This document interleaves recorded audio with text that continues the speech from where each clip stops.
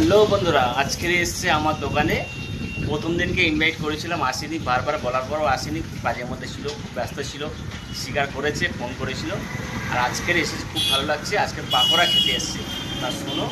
Hello বন্ধুরা, সবাই কেমন আছো? আশা করি সবাই ভালো আছো, আমিও খুব ভালো আছি।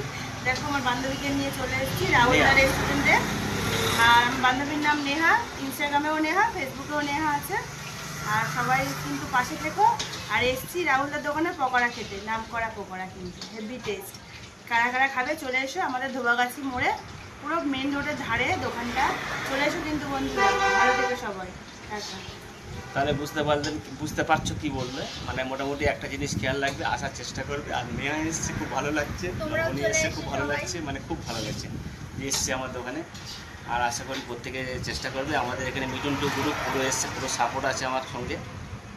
ঠিক আছে।